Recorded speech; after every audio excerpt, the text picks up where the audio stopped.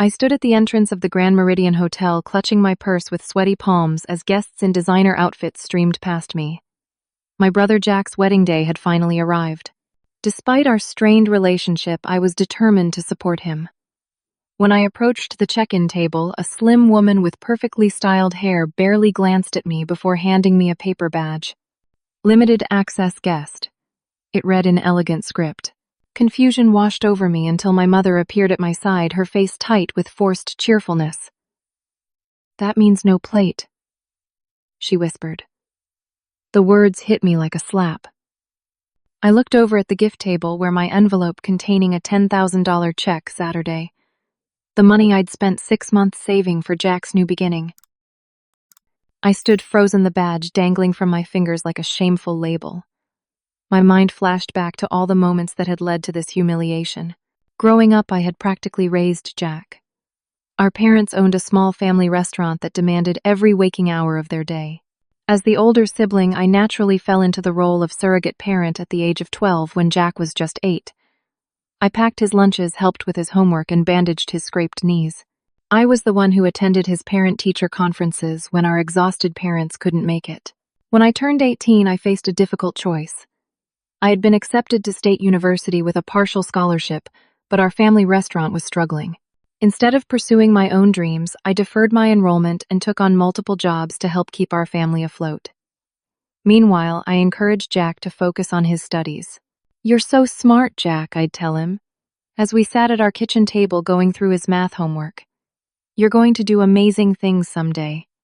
And he did become successful, but the path there wasn't what I expected. After high school, I scraped together every penny I could to help Jack attend business school.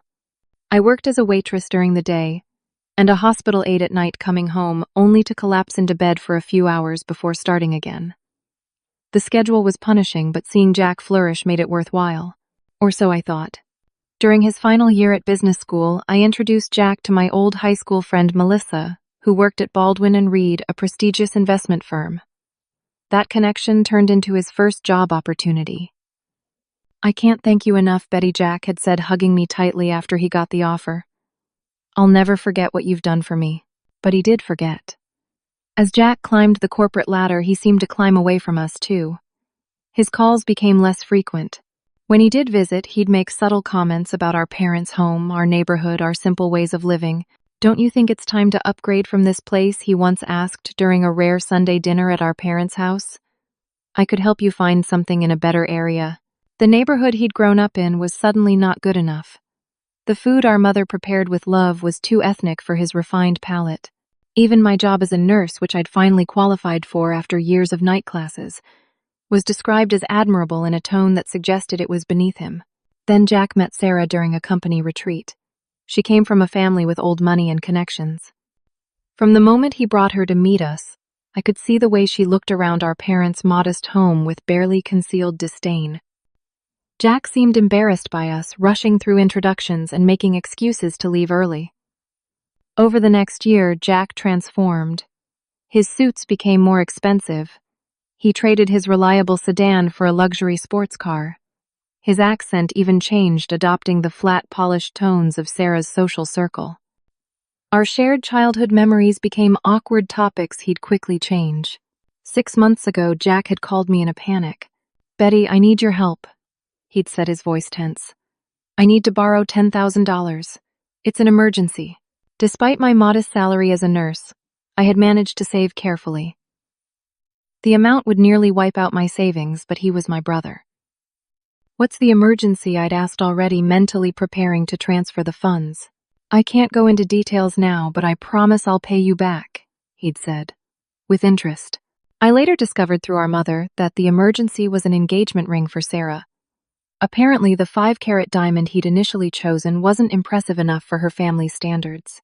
Despite this revelation, I still spent the next 6 months taking extra shifts and cutting every possible expense to save $10,000 as a wedding gift for them. My boyfriend David thought I was being too generous after how Jack had been treating me. "He's still my brother," I'd explained. "Maybe this gift will help bridge the gap between us." Now, standing in the opulent hotel lobby with a badge that marked me as unworthy of even sharing a meal at my own brother's wedding, I realized the true extent of that gap. I glanced around the check-in area and noticed something that made my stomach twist even tighter. The limited access guest badges were only being given to my parents and me. Every other guest received a standard invitation card with full access to all the wedding events. Jack had singled out his own family for exclusion. I clutched the badge in my hand, the paper edges digging into my palm. My mother tugged gently at my arm, guiding me toward the ceremony area. "Come on, Betty. Let's find our seats," she said with forced brightness. Jack said they reserved a special section for us. A special section indeed. We were directed to seats in the very back corner of the ceremony space, partially obscured by a large floral arrangement. My father was already there, uncomfortably adjusting his rented suit. When he saw us approach, he attempted a smile that didn't reach his eyes. "There are my girls," he said, standing to greet us. I noticed he was wearing the same limited access guest badge on his lapel.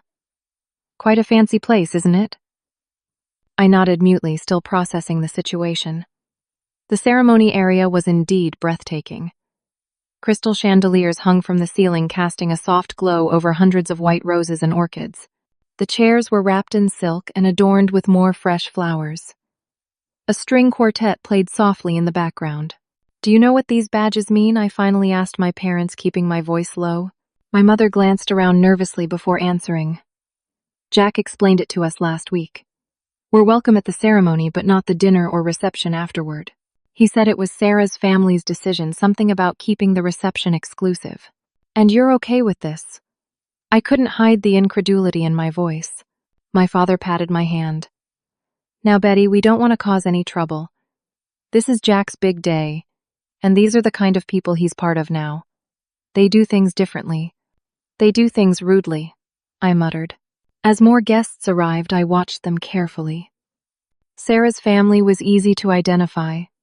They all had the same confident-bearing designer clothes, and that particular way of speaking loudly about private school connections and summer homes. A few of them glanced in our direction, their expressions ranging from indifference to poorly disguised curiosity.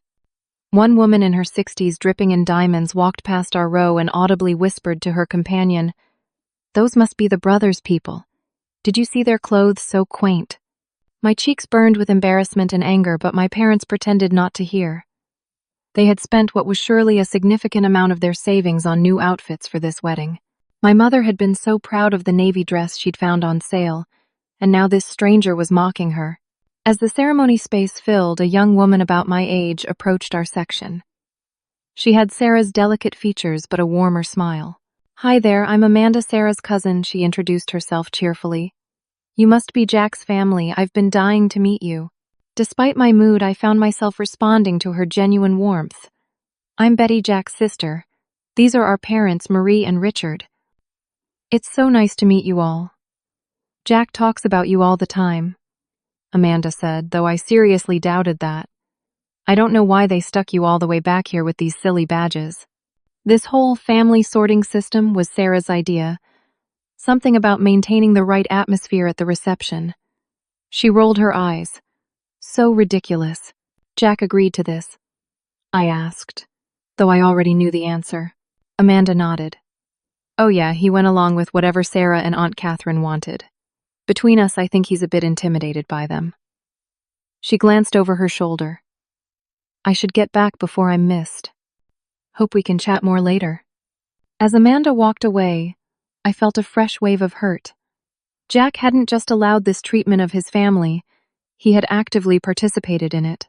The brother I had sacrificed so much for had decided we weren't good enough to sit at his wedding dinner. The ceremony was about to begin when I saw Jack emerge from a side door with Sarah's father, a stern-looking man with silver hair and a perpetual frown.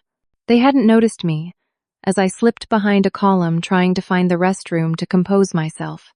"I appreciate your understanding about my family," Jack was saying, his voice carrying just enough for me to hear. "They're simple folk, you know. They wouldn't appreciate the 7-course French dinner anyway. Probably wouldn't know what half the silverware is for." He laughed nervously. Sarah's father merely nodded. Sarah was right to suggest the arrangement. "Appearances matter in our circle, Jack. You're making the right choices for your future." I felt sick to my stomach. The brother who had once shared cold cereal with me at our kitchen table when money was tight was now mocking our family to impress his new in-laws. When I returned to our seats, my father leaned over to whisper, "Jack looks so handsome up there, doesn't he? Standing with the groomsmen like he was born to it." "That's our boy." "Dad," I said carefully, "does it bother you at all that we're being treated like this? That Jack is embarrassed by us?"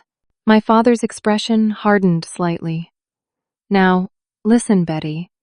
This is how successful people do things. Jack has worked hard to get where he is, and we shouldn't make things difficult for him.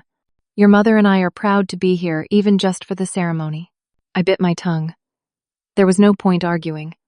My parents had spent their entire lives working tirelessly just to provide for us. In their eyes, Jack's success, however he achieved it, and whatever it cost, was the ultimate validation of their sacrifices. The ceremony itself was beautiful, I had to admit. Sarah was stunning in her designer gown, and Jack looked happier than I'd seen him in years. As they exchanged vows, I tried to feel happy for my brother, but the badge in my clutch felt like it was burning a hole through the fabric. After the ceremony, guests were directed to move to the grand ballroom for the reception. A staff member politely but firmly informed those of us with the limited access badges that this was where we would say our goodbyes. My parents dutifully lined up to congratulate Jack and Sarah before leaving. When it was my turn, I approached my brother with a tight smile. "Congratulations, Jack." "Beautiful ceremony." Jack's eyes darted nervously to his new wife, then back to me. "Thanks for coming, Betty. I'm glad you could make it for the important part." "The important part," I repeated flatly.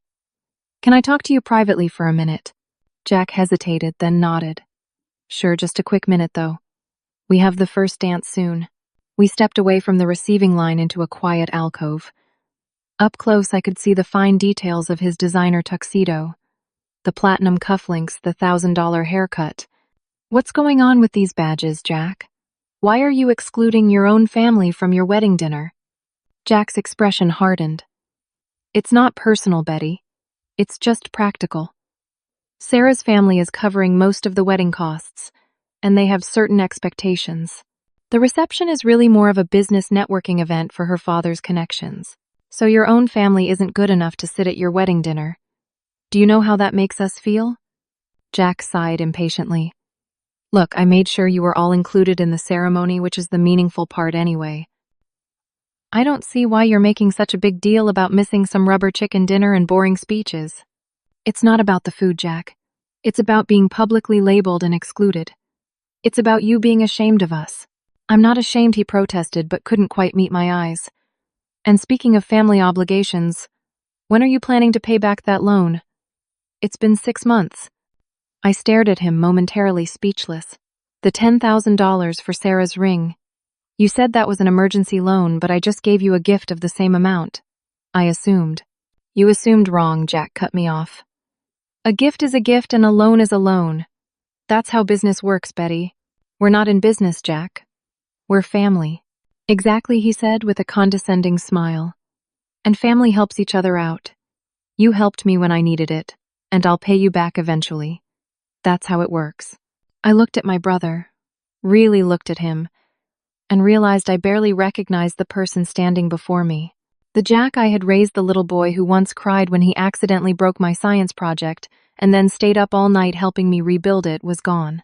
In his place stood a stranger who saw our family connection as merely transactional. "I need to get back," Jack said, checking his watch. "Sarah will be wondering where I am." As he walked away, I made my decision. I walked straight to the gift table, my heels clicking purposefully across the marble floor. The table was piled high with elegantly wrapped packages and envelopes. My simple white envelope with Jack and Sarah written in my best handwriting looked out of place among the gold-embossed cards. I retrieved my envelope, holding it tightly. Inside was a check for $10,000, money I had sacrificed so much to save. 6 months of extra night shifts, of declining invitations from friends, because I couldn't afford to go out of eating ramen noodles for dinner more often than I cared to admit. All to give my brother and his new wife a generous start to their life together. But now I understood that no amount of money would ever be enough to bridge the gap between us, because Jack was the one who kept widening it. I was about to turn and leave when Jack spotted me from across the room. His eyes widened as he noticed the envelope in my hand. He quickly excused himself from a conversation and strode toward me, his face a mask of disbelief. "Betty, what are you doing?" he demanded, reaching for the envelope. I stepped back, keeping it out of his reach. "I'm taking back my gift. I don't think you need it anymore." "Are you serious right now?" Jack's voice rose, attracting attention from nearby guests. "You're causing a scene at my wedding because you didn't get invited to dinner." Several heads turned in our direction. Sarah, noticing the commotion, began making her way toward us, her expression concerned. "I'm not causing a scene," I replied calmly. "I'm simply choosing not to give $10,000 to someone who doesn't respect me enough to let me sit at his wedding dinner." Jack's face flushed with anger. "This is exactly why we had to limit your access. You always make everything about yourself. You're jealous that I've made something of my life while you're still stuck being a nurse in the same neighborhood we grew up in." His words stung, but I stood my ground. "I'm proud of being a nurse, Jack. I'm proud of the neighborhood we grew up in. And I used to be proud of you until you became someone who's embarrassed by his own family." By now, a small crowd had gathered at a discreet distance, pretending not to listen while catching every word. Sarah arrived at Jack's side, looking between us with confusion. "What's going on?" she asked, her voice tight with controlled panic. "My sister is creating drama because she didn't get invited to the reception," Jack said before I could speak. "She's threatening to take back her gift." Sarah's eyes narrowed slightly. "I thought we agreed your family would understand the arrangement." "The arrangement," I repeated, looking directly at Sarah. "You mean the badges that single us out as not good enough to eat at the same table as your family? Did Jack tell you how much he owes me? How much I've sacrificed for him over the years?"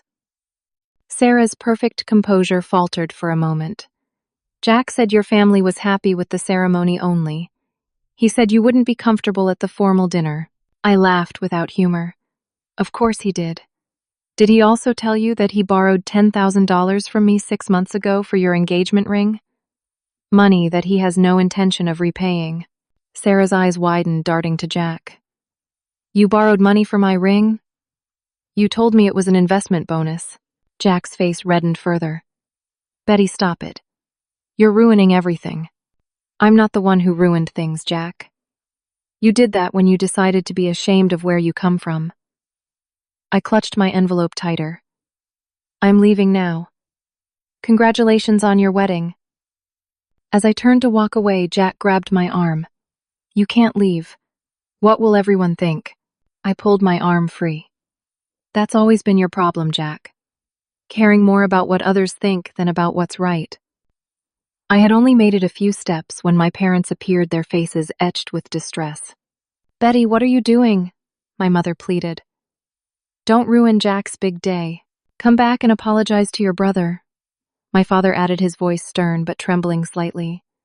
"We can talk about this later as a family." "There is no family, as long as Jack is ashamed of us," I replied, my voice breaking despite my best efforts. "I'm sorry, but I can't stay here pretending everything is fine when it's not," Jack called after me.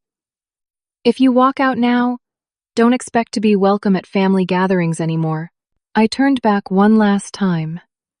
"If your family isn't welcome at your wedding dinner, then I guess we're already halfway there." With that, I walked out of the Grand Meridian, tears blurring my vision. I had just reached the street when I heard someone calling my name. I turned to see Amanda, Sarah's cousin, hurrying after me. "Betty, wait," she called, slightly out of breath in her bridesmaid dress. "That was... wow. Are you okay?" I wiped my eyes quickly. "I'm fine. Just need some air." "What you said in there?" Amanda hesitated. "Was it true? About the loan for the ring?" I nodded, not trusting myself to speak without crying again. "That's terrible," she said with genuine sympathy. "For what it's worth, I think those badges are horrible. I tried to talk Sarah out of it, but she and my aunt are, well, they're very focused on appearances. It's not your fault," I managed to say. "But I should go." "Wait." Amanda pulled a business card from her small purse. "Take my number. If you ever want to talk, or get coffee or something. I mean, we were almost family, right?" I took the card with a small, grateful smile. As Amanda returned to the wedding, I noticed an older gentleman watching our interaction from the hotel entrance. He gave me a small nod before turning back inside. I walked to the corner and called David, who had offered to pick me up after the ceremony since he hadn't been invited. As I waited, I realized I wasn't just sad or angry, I was relieved. For years, I had been chasing a relationship with a brother who no longer existed. Now I could finally stop running. The next morning, I woke to 27 text messages and 11 missed calls. Most were from Jack, ranging from furious accusations to awkward attempts at guilt-tripping. A few were from my mother, tearfully begging me to apologize to Jack. My father had sent just one message: "We raised you better than this." I set my phone aside without responding and made coffee, trying to process everything that had happened. David had been supportive when he picked me up from the wedding, taking me for ice cream like we were teenagers nursing a breakup rather than adults dealing with family betrayal. He had stayed overnight on my couch, not wanting to leave me alone, but had an early shift at the fire station this morning. "Call me if you need anything," he'd said before leaving. "And Betty, I'm proud of you for standing up for yourself." His words meant more to me than he probably realized. For so long, I had defined myself by what I could do for others, especially Jack. Being told someone was proud of me just for valuing myself was a novel experience. Around noon, I finally worked up the courage to check social media. Jack had already posted wedding photos, carefully curated to show only the happy moments with Sarah's family and friends. There wasn't a single picture of our parents or me. It was as if we didn't exist in his new life narrative. The comments section was filled with congratulations and exclamations over how perfect everything looked. I wondered what these people would think if they knew the reality behind the glossy images. I had just closed the app when my phone rang with an unknown number. Assuming it was Jack calling from someone else's phone, I almost didn't answer. At the last moment, curiosity won out. "Hello. Is this Betty Chen?" a male voice asked. "Yes, who's this?" "My name is Robert Winters. I'm Sarah's uncle. We didn't officially meet yesterday, but I observed what happened at the wedding." My stomach tightened. Was I about to be berated by another member of Sarah's family? "Mr. Winters." "Please call me Robert," he interrupted smoothly. "And before you say anything, I want you to know that I'm not calling to criticize you. Quite the opposite, in fact. I was impressed by your integrity yesterday." I blinked in surprise. "You were?" "Indeed. It takes courage to stand up for yourself, in a room full of people determined to make you feel small. I know my sister Catherine and her crowd can be overwhelming." "That's one word for it," I said, before I could stop myself. Robert chuckled. "Exactly. Listen, I don't want to take up too much of your time, but I wondered if you might be willing to meet for coffee this week. There's something I'd like to discuss with you." Curiosity piqued. I agreed to meet him the following afternoon at a cafe downtown. After hanging up, I wondered if I was making a mistake. For all I knew, this could be an elaborate setup by Jack or Sarah's family. The rest of the day passed in a blur of conflicting emotions. Part of me felt liberated, having finally stood up to Jack after years of putting his needs before my own. Another part mourned the relationship we'd once had and the brother I'd raised and loved. But the most painful feelings came from my parents' reaction. They had always favored Jack, viewing his success as the family's collective achievement, but I never expected them to completely dismiss my feelings. Around 8 that evening, my mother called again. This time I answered. "Betty, how could you do this to your brother?" She began without preamble, her voice thick with tears. "Do you know how embarrassed we were? Jack says some of Sarah's family are reconsidering doing business with him because of your scene." "My scene," I repeated incredulously. "Mom, did you not see how we were treated? Those badges might as well have said, second-class citizens." "It's just how these fancy weddings work," my mother insisted. Jack explained everything. The reception was very exclusive with important business connections. We should be grateful he included us in the ceremony at all. Her words felt like a knife to my heart. "So you think it's okay for your son to be ashamed of his own parents, to publicly mark us as less than other guests?" "No one said anything about being ashamed," my mother protested weakly. "Jack is busy building his future. Sometimes that means making difficult choices, like choosing to humiliate his family." My mother sighed deeply. Betty, we've always known Jack was special. He has opportunities we never dreamed of having. If we need to step back a little for him to succeed, that's what family does. That's not what family does, Mom. Family stands up for each other. Family is proud of each other. Jack was counting on that money you took back, my mother said, changing tactics. He and Sarah put a deposit on a house in Sarah's parents' neighborhood. Now they might lose it. I closed my eyes, fighting a wave of frustration. Jack borrowed $10,000 from me 6 months ago and has made no effort to repay it. I just took back what was already mine. There was a long pause before my mother spoke again, her voice small. Your father and I won't be able to see you if Jack is around. He's made that clear. He says he can't trust you anymore. The implications of her statement were clear. They were choosing Jack over me. Again, I understand, I said, my voice steady despite the tears streaming down my face. I love you both, but I won't apologize for standing up for myself.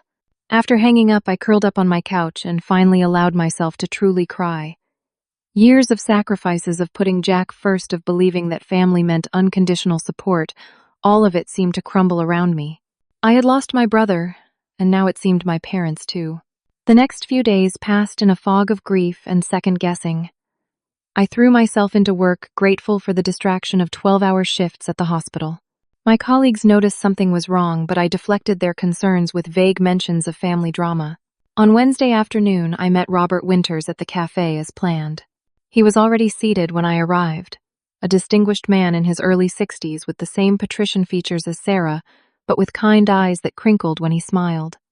Betty, thank you for coming, he said, standing to greet me. I wasn't sure you would. Honestly, I wasn't sure either, I admitted, as I took a seat across from him. Robert ordered us both coffee and insisted on adding a plate of pastries. I find difficult conversations go better with something sweet, he explained. Once we were settled, Robert got straight to the point. I want to talk to you about what happened at the wedding, but first I'd like to hear more about you. Jack has mentioned very little about his family. Something in his tone, genuine interest without judgment, made me open up. I told him about our childhood, our parents' restaurant, my deferred dreams of college, and the years spent helping Jack succeed. I even told him about the loan for Sarah's ring. Robert listened attentively, occasionally asking thoughtful questions. When I finished, he shook his head slowly. That's quite a story, and not at all what Jack has told people. According to him, he's entirely self-made with little family support. The revelation hurt but didn't surprise me. That sounds like the new Jack. New is right, Robert mused. Sarah told us he came from a successful business family with interests in Asian imports. I couldn't help laughing at that.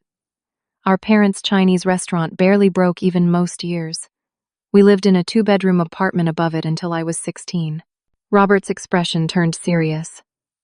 Betty, I should tell you something about my family. The Winters aren't quite what they appear to be. My sister, Catherine, Sarah's mother, has cultivated an image of old money and social standing, but the truth is more complicated. He explained that the family's wealth had largely been exhausted by his father's generation. Catherine had married well, but her husband's business suffered significant setbacks during the last recession. They maintained appearances through strategic social connections and careful image management, but beneath the designer clothes and country club memberships, they were stretched thin financially. So, all that posturing about exclusivity and status, I began, is mostly smoke and mirrors, Robert finished, which makes the treatment of your family even more unconscionable. Those badges weren't about maintaining standards. They were about creating artificial distance to bolster their own fragile sense of superiority. I sat back, processing this information. Why are you telling me this? Robert smiled slightly.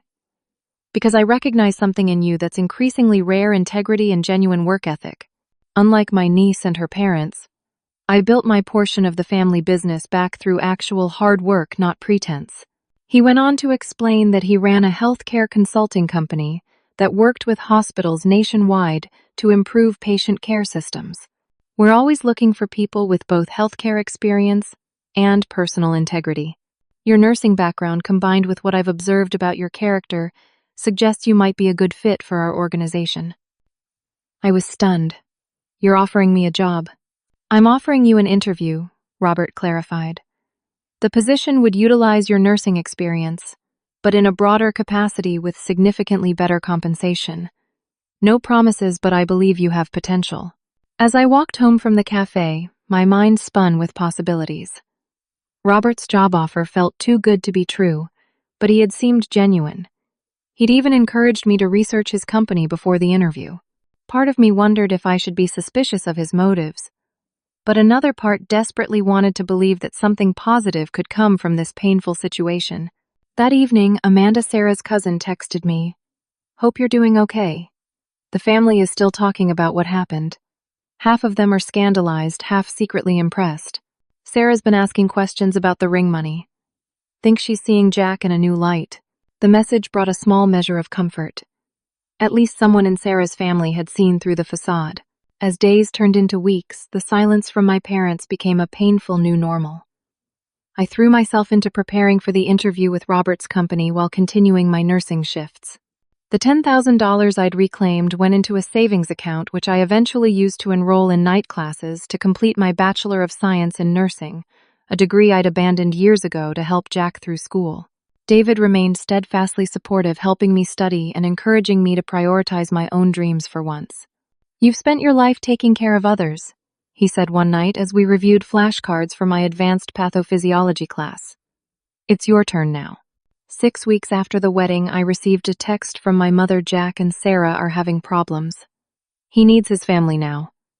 No apology, no acknowledgement of how they had treated me, just another call to support Jack. I didn't respond. The interview with Robert's company went well, followed by 2 more rounds of meetings. 8 weeks after the wedding fiasco, I was offered a position as a clinical systems advisor with nearly double my nursing salary.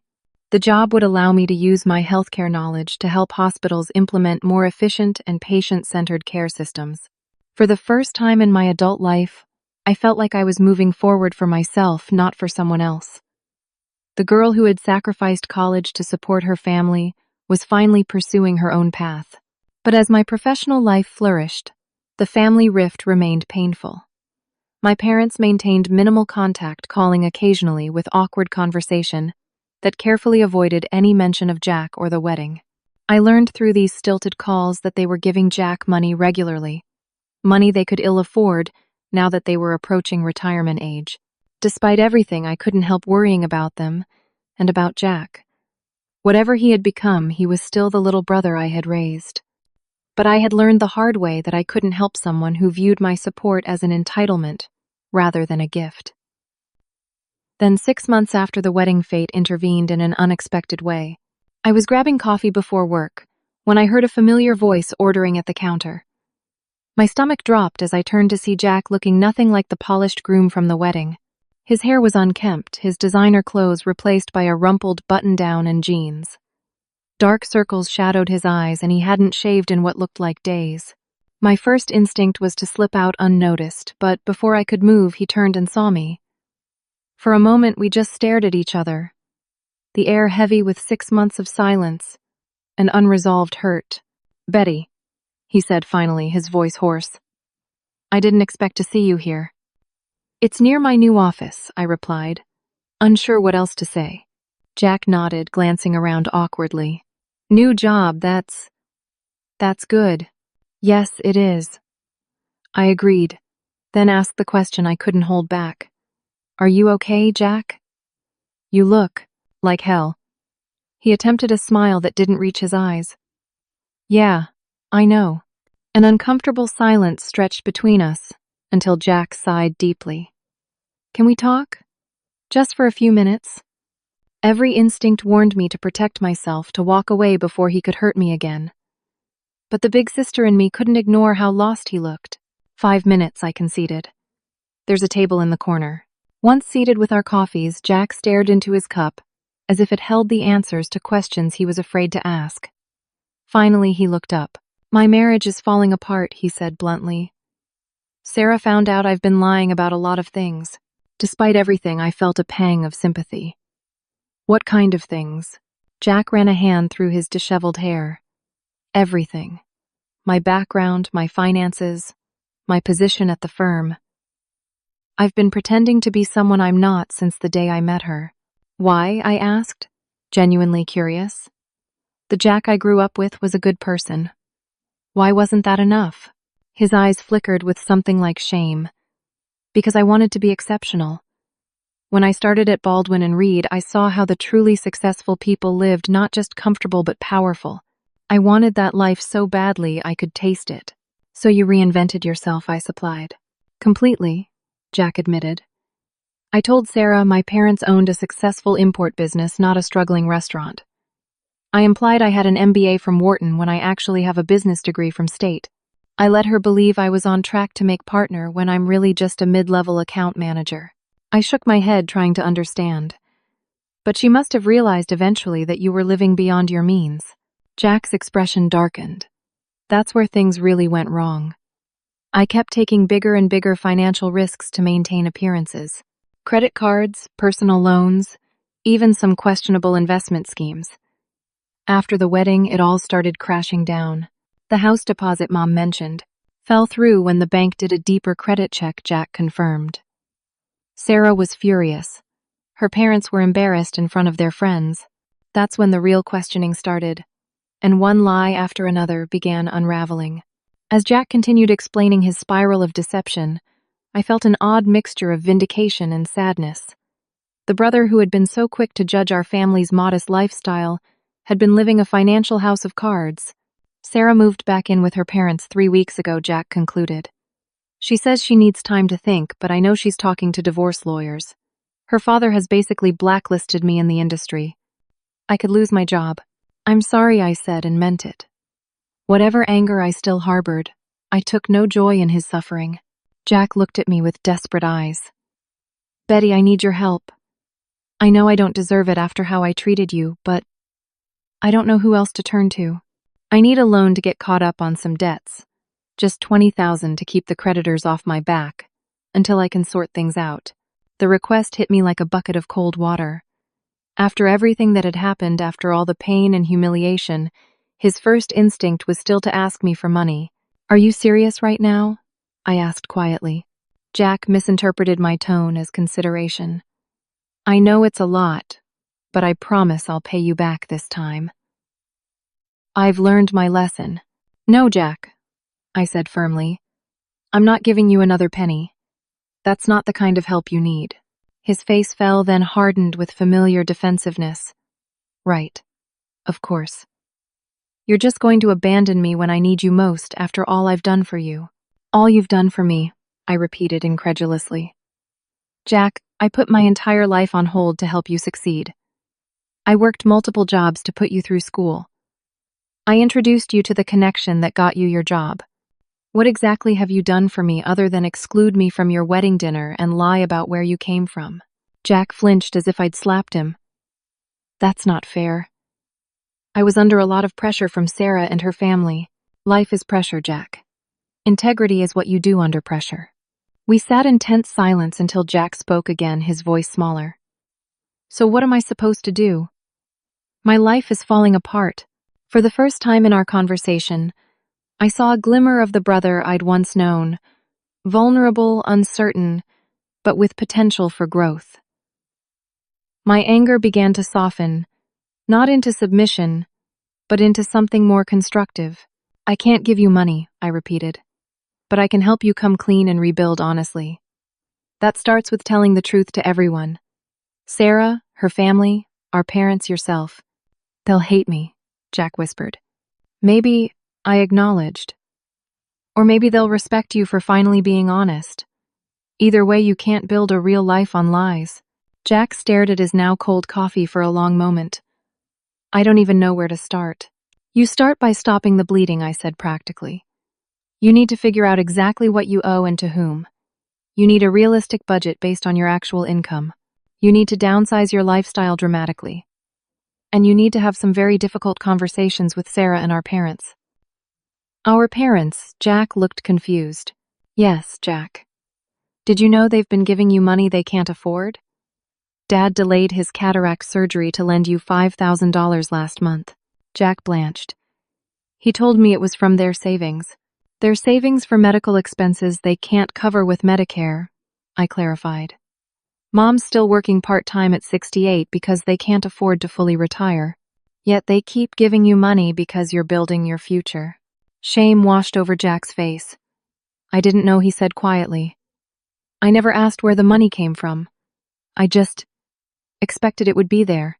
That's been the problem all along, Jack. You've been taking and taking without considering the cost to others. Jack nodded slowly, a new awareness dawning in his eyes. Will you help me talk to them? And to Sarah, I don't think I can do it alone. I hesitated, weighing his request. This wasn't about money this time, but it still required my emotional investment in someone who had hurt me deeply. Was I ready to risk that again? I'll help you have those conversations, I finally agreed. But only if you're completely honest. No more lies, no more manipulation. I promise, Jack said. And for the first time in years, I believed him. Over the next few weeks, I helped Jack create a detailed accounting of his finances. The picture was worse than either of us had imagined. Between credit card debt, personal loans, and missed payments, he was nearly $80,000 in the hole.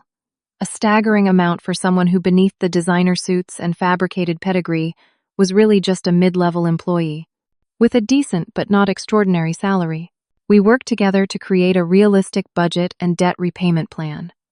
I connected him with a financial counselor who specialized in helping people recover from severe debt. Most painfully for Jack, we arranged a family meeting where he would come clean to our parents and Sarah about his deceptions and financial reality. The day before the meeting, I received a surprise call from Amanda. Betty, it's Amanda, Sarah's cousin. I hope it's okay that I'm calling.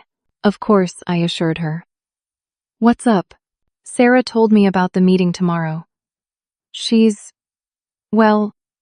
conflicted. Part of her is still really angry at Jack, but another part misses him. She asked me what I thought she should do. What did you tell her? I asked curiously. Amanda sighed. I told her that everyone makes mistakes, but how people address those mistakes says a lot about their character. Jack hurt a lot of people with his lies, including you. But he's trying to make it right now. That counts for something. Yes, I agreed softly. It does. There's something else, Amanda continued. Uncle Robert can't stop singing your praises at family gatherings. It's driving Aunt Catherine crazy. She laughed. He says you're the most valuable hire his company has made in years. I smiled at that. The job with Robert's company had been challenging, but rewarding. I was using my nursing knowledge in ways I never imagined possible, helping implement systems that improved patient care across multiple hospitals. Robert gave me a chance when I really needed one. I acknowledged. I'll always be grateful for that. Well, Sarah's paying attention to all of it, how you've thrived, while Jack floundered how her uncle respects you. I think she's realizing that maybe the values in her family haven't always been the right ones. After hanging up, I felt cautiously hopeful about the meeting. Perhaps some good could come from this painful chapter after all. I had no idea just how unexpected the next day's events would be. The family meeting was set for 7 o'clock at my parents' house. I arrived early to help my mother prepare coffee and snacks, a peace offering of sorts after months of strained relations. She accepted my help with awkward gratitude, neither of us quite ready to address the elephant in the room. My father sat stiffly in his recliner, nodding a greeting but saying little. The tension in the house was palpable, everyone bracing for Jack's arrival and whatever confessions would follow. At 6:55, the doorbell rang. I opened it to find not only Jack but Sarah standing on the porch. Her presence was unexpected. We had planned for Jack to speak with our parents first, then meet with Sarah separately. I hope it's okay that I came, Sarah said, looking uncharacteristically uncertain. Gone were the designer clothes and perfect makeup from the wedding. She wore simple jeans and a sweater, her hair pulled back in a casual ponytail.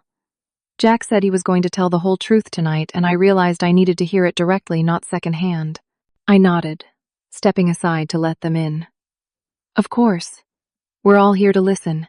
My parents' reaction to Sarah's arrival was a mixture of surprise and nervous deference, the same uncomfortable respect they had shown at the wedding. Old habits died hard.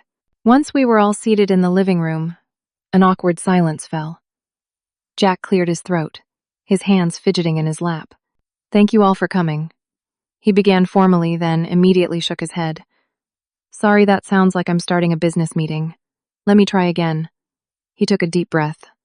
I owe everyone in this room an apology, and it starts with being completely honest about who I am and what I've done. For the next hour, Jack laid bare every deception, every manipulation, every financial misstep. He explained how his insecurities had led him to create a false persona to impress Sarah and her family. He detailed the mounting debts he had accumulated, trying to maintain a lifestyle he couldn't afford. He admitted to using his family when it was convenient, and dismissing us when it wasn't. The badges at the wedding, he said, looking directly at me, were entirely my idea, not Sarah's family's. I suggested it because I was terrified you would say something that revealed my true background. I was so ashamed of where I came from, so desperate to belong in Sarah's world, that I was willing to humiliate my own family. My mother gasped softly. All this time she had believed Jack's explanation that the badges were a normal part of high society weddings, that we had been singled out because of the venue's exclusivity, not because of Jack's shame. And the money, Jack continued, turning to our parents. Mom, Dad, I've been taking advantage of your generosity for years. Betty told me about Dad's cataract surgery. I had no idea you were sacrificing your health to fund my lifestyle.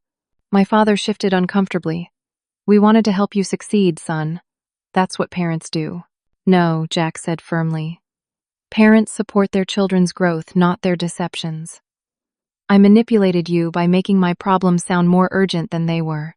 I played on your pride in my success, knowing you would do anything to keep that narrative alive. Throughout Jack's confessions, Sarah sat quietly, her expression shifting between hurt anger and occasional surprise when Jack revealed deceptions even she hadn't known about. Finally, Jack turned to her. Sarah, I lied to you from the moment we met. I presented myself as someone I thought would impress you, not who I really was. I'm not from a successful business family. I don't have an MBA from Wharton. I'm not on track to make partner. I'm just a regular guy from a working-class background who was too insecure to believe that could be enough for someone like you. Sarah's eyes glistened with unshed tears. Why, Jack? Did you really think I was so shallow that I would only love you if you came from money? Jack looked down. I think I was the shallow one. I saw your family's lifestyle and connections as a way to become the person I thought I should be. I didn't give you the chance to know the real me because I didn't think the real me was good enough. A heavy silence fell over the room as everyone absorbed Jack's words. Finally, my mother spoke, her voice trembling slightly. Jack, all these years we thought you were doing so well. We bragged about you to our friends, told everyone how our son was a big success in finance. We even believed you when you said Betty was jealous of your achievements. She looked at me with tears in her eyes. We were wrong to take sides without understanding what was really happening. I'm so sorry, Betty. The apology I had longed for all these months now felt secondary to the larger healing that needed to happen. It's okay, Mom. We all got caught in Jack's narrative. My father cleared his throat. I don't understand something, Jack. If you were in so much financial trouble, why did you refuse the $10,000 Betty tried to give you at the wedding? Jack looked at me with genuine regret. Because I was too proud to accept it as a gift when I felt entitled to it as a loan. In my mind, Betty owed me that money and more, because I was the family success story. I couldn't stand her seeing through the facade. Well, my father said slowly, it seems we've all been living in a fantasy. The question is, what do we do now? Everyone looked at Jack, who pulled out a folder from his bag.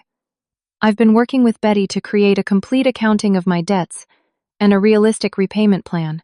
I'm selling my car, moving to a much cheaper apartment, and taking on freelance work on weekends. It will take years, but I can dig myself out of this hole honestly. Sarah spoke up for the first time in a while. What about us, Jack? Where do I fit into this new honest life of yours? Jack turned to her, vulnerability naked on his face. I love you, Sarah. The real me loves the real you, not the social connections or the lifestyle. But I understand if you can't forgive the deception. I wouldn't blame you for walking away. Before Sarah could respond, the doorbell rang again. We all looked at each other in confusion. We weren't expecting anyone else. My mother went to answer it and returned with a surprising visitor, Robert Winters. I apologize for intruding, Robert said, nodding to everyone. Sarah told me about this meeting, and I thought I might have something to contribute to the discussion. Sarah looked as surprised as anyone. Uncle Robert, I didn't expect you to come. I know, dear, but this situation affects more people than just Jack and our family. Robert turned to Jack. I understand you've been honest about your circumstances tonight. That couldn't have been easy. Jack nodded cautiously. I'm trying to make things right. That's commendable, Robert said. In my experience, it's far easier to continue a lie than to face the truth, especially when the consequences are significant. He looked around the room. The Winters family has its own history of prioritizing appearances over substance. My sister Catherine, Sarah's mother, has perpetuated an image of wealth and status that doesn't quite match reality. Sarah grew up believing that worth was measured by social standing and material possessions. Sarah looked down, a flush creeping up her neck. That's changing, Uncle Robert. The past few months have been enlightening. Robert smiled at her with obvious affection. Indeed they have. Which brings me to why I'm here. He turned to Jack. You have skills and potential that have nothing to do with the persona you created. Your background at Baldwin and Reed, despite your exaggerations about your position there, shows you have financial acumen. Your willingness to finally be honest about your mistakes suggests you might be ready for a fresh start. Jack looked confused. What are you saying? I'm saying that my company might have a position for you, entry level with appropriate compensation and opportunities for advancement based on merit, not pretense. It would mean starting over, proving yourself through actual work, rather than fabricated credentials. The room fell silent as Jack absorbed Robert's unexpected offer. Why would you do that for me after everything I've done? Robert glanced at me. Let's just say I've come to value authenticity and integrity through my association with your sister.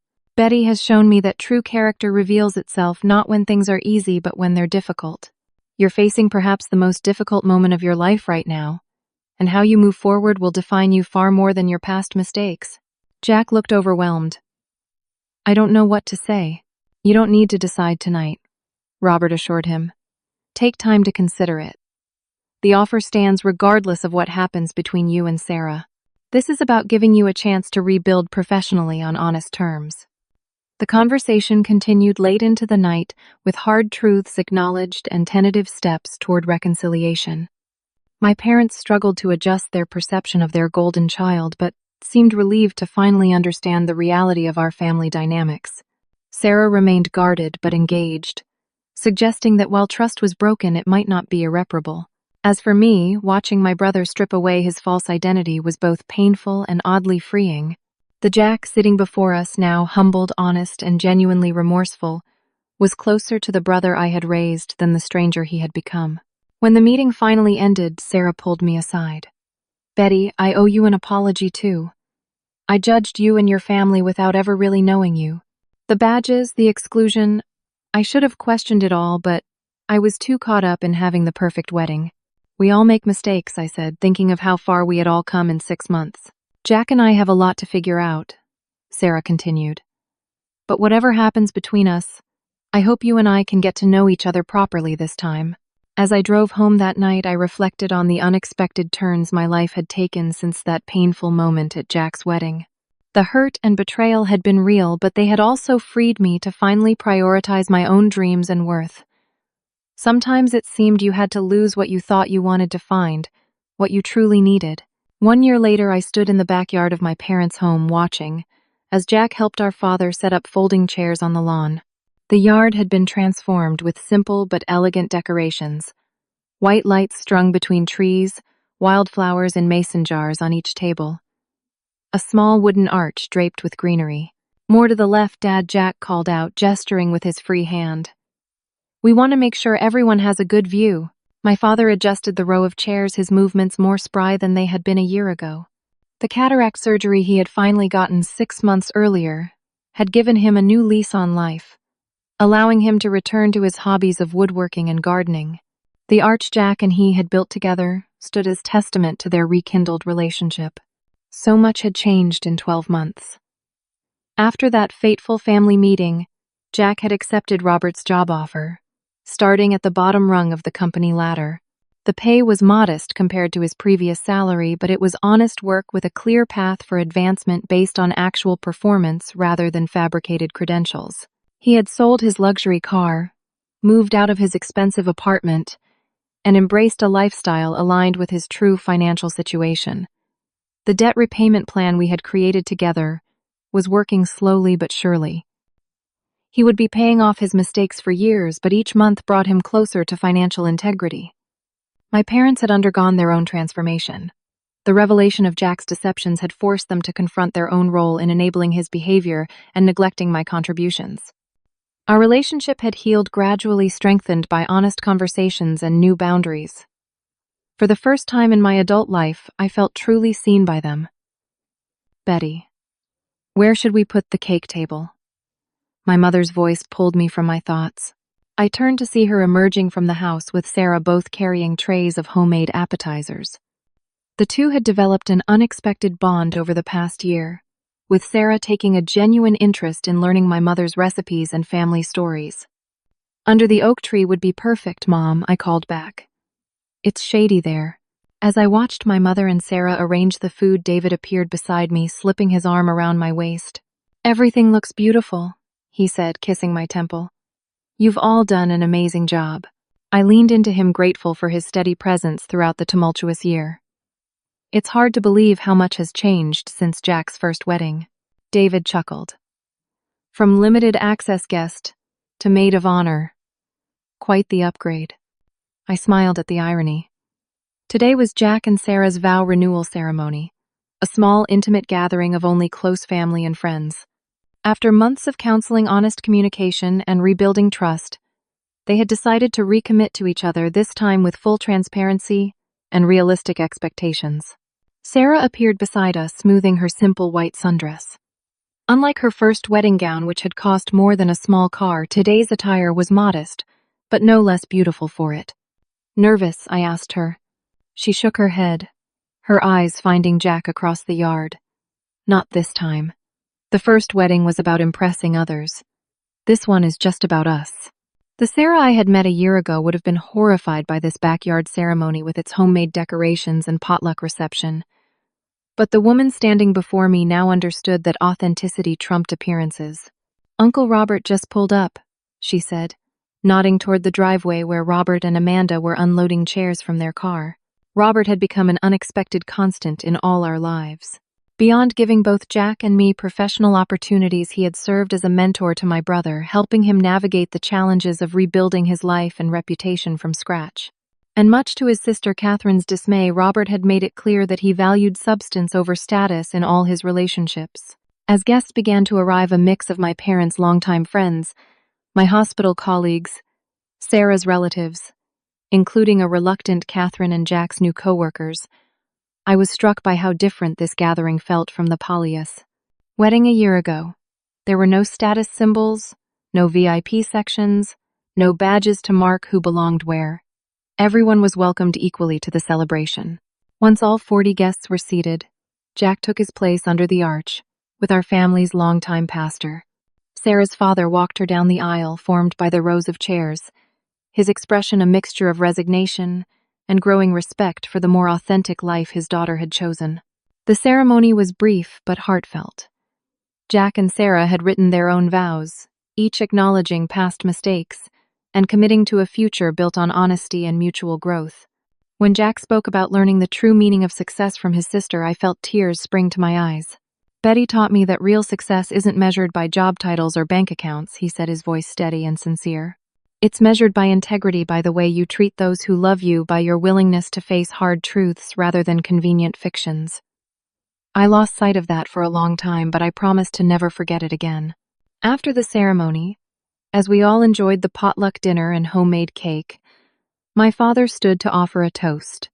His hands trembled slightly as he held up his glass.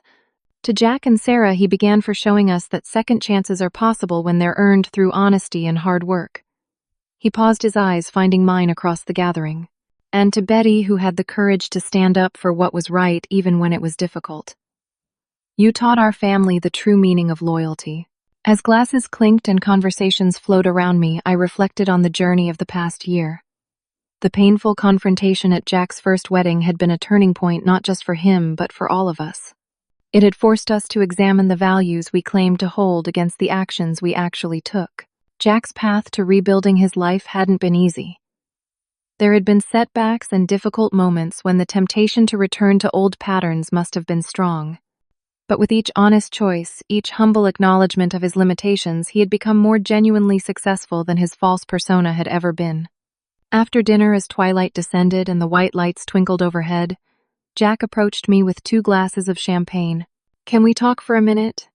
he asked, nodding toward the old swing set at the edge of the yard.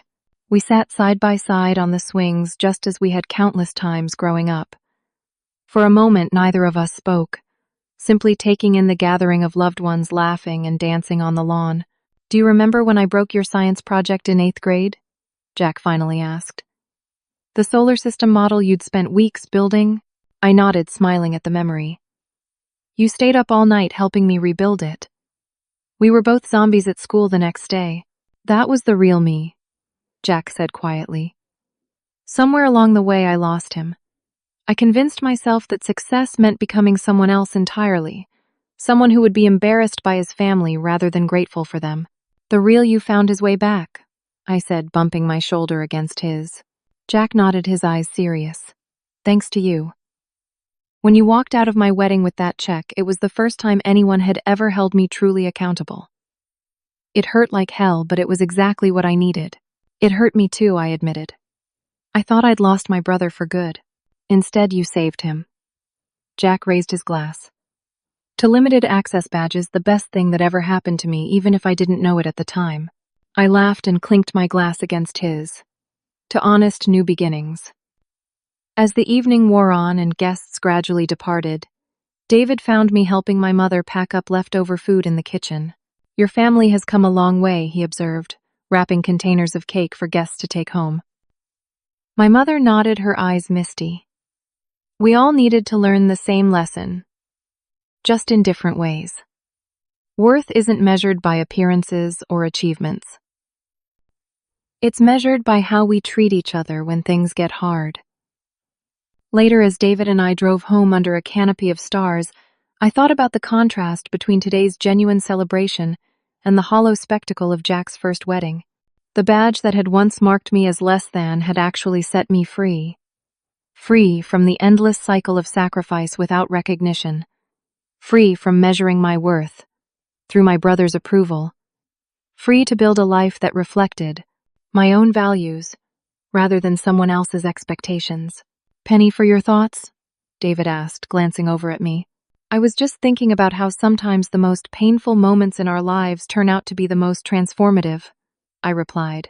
"If Jack hadn't excluded me from his wedding with that badge, I might still be enabling his behavior, still putting my own dreams on hold, still believing that family means sacrificing yourself without limits.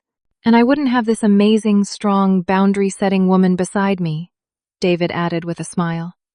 As we pulled into our driveway, the modest but comfortable home we had purchased together 3 months earlier, I felt a deep sense of peace. The journey hadn't been easy, but it had led to something authentic and lasting. A family rebuilt on honesty rather than appearances, relationships defined by mutual respect rather than obligation, and a life aligned with my true values. The limited access badge that once symbolized rejection had ultimately granted me access to something far more valuable: the freedom to define success on my own terms and to build connections based on truth rather than convenience. Have you ever had to make a difficult choice between keeping the peace and standing up for your own worth? Sometimes the hardest decisions lead to the most important growth. If this story touched you, please comment below with a time when standing your ground changed your life for the better. Don't forget to like this video if you found it meaningful. Subscribe for more stories about family boundaries and personal growth. And share with someone who might need to hear that it's okay to value themselves. Thank you for listening, and remember, sometimes the most painful endings make way for the most beautiful beginnings.